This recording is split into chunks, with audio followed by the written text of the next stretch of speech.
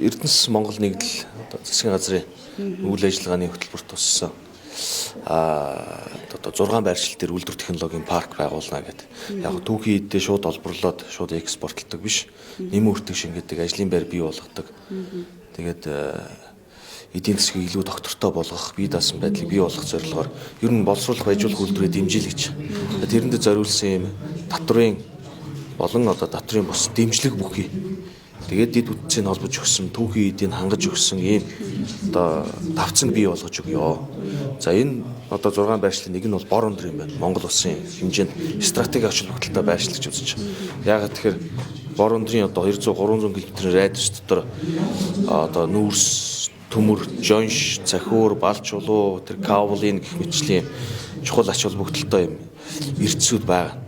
Тэгэхээр эдгээрийг нэмэн үртэг шингээгээд дараагийн түвшинд нь боловсруулах юм үйлдвэрүүдийг харилцаа уялдаатай байгуулах нь зөв юм байна. Энэ дээр төр засгаас дэмжлэг үзүүлье. Дэд үтц дээр нь за түүхийн дээр нь хангах тал дээр нь тийм ээ. Бодлогын хувьд дэмжлэг үзүүлье.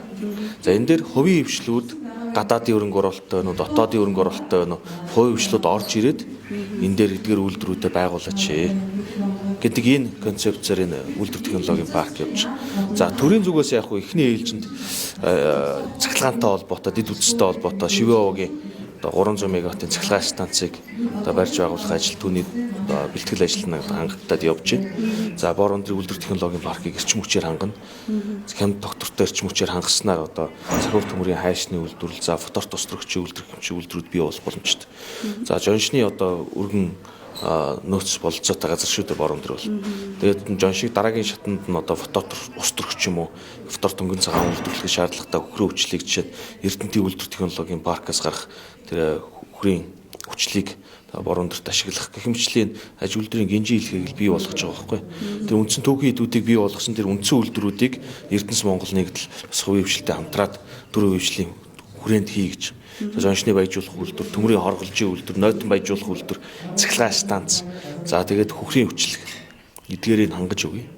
За ингээд тэр татврын болон татврын бус олон талт дэмжлэгүүдийг бий болгоно гэж. Тусгай зөвшөөрлөлтөй аж ахуйн нэгжийн тоо бол бас нэмэгдсэн байна.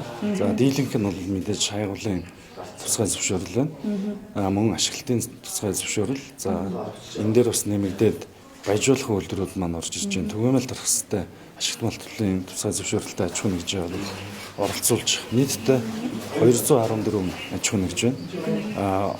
Энэ бол ашигт малтлалын тухай хуулийн 42-ийн 1 дээр бол нутгийн захиргааны байгууллагатай бол хамтран ажиллах гэрээг бол байгуулна гэсэн заалтын дагуу өнөөдрийн арга хэмжээг зохион байгуулж. Тэгээ 214 аж ахуйн нэгжтэй бол бид бүхэн хамтран ажиллах гэрээний бол саналаас хүргэн. Тэгээ үүнийхээ дагуу бас уул уурхайн одоо энэ салбарт үйл ажиллагаа явуулж байгаа аж ахуйн нэгжүүд манаас дэмжиж бас хамтран ажиллаж орон нутгийнхаа хөгжилд бас бодиттой хувь нэмрээ оруулна байх гэдэгт бол итгэлтэй байгаа. Дээрээс нь бол эргээд байгалийн баялагаа өрчиж байгаа учраас эргээд газар шороо байгалаа бол нөхөн сэргээж хамгаалах ёстой. Энэ зарчмаа бол бид бүхэн одоо тусгай зөвшөөрөл эзэмшигчтэй бол өнөөдөр бас нэлээд илэн далангуй сайн ярилцж байгаа л гэж бодож байна. Би бол Хэнтэй аймагт ер нь 2005 оноос хойш үйл ажиллагаа явуулж байгаа компани захиалсан. Тэгээд ер нь аймагт бол урд өмнө бол яг ийм бас нэг ийм өргөн хэмжээний ийм одоо эд тод тийм үү ийм өргөн үрийг хамарсан уулзалт бол баг болж байгаагүй.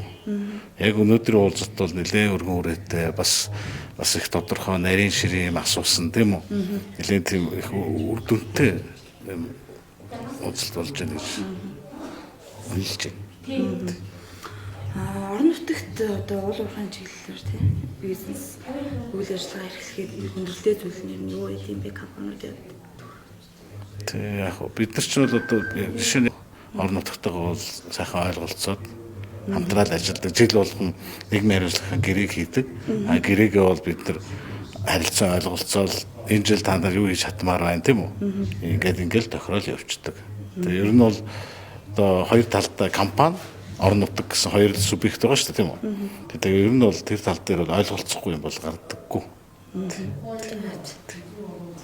Өөрөөр хэлбэл мэднээр. Би намайг Шагтар шүргийн Саранхуу гэдэг. Саранхуу. Саранхуу. Тий. Тэгээ би одоо Mine Eril гэж компани ерөнхий захирал. Mine Eril гэж байгаа.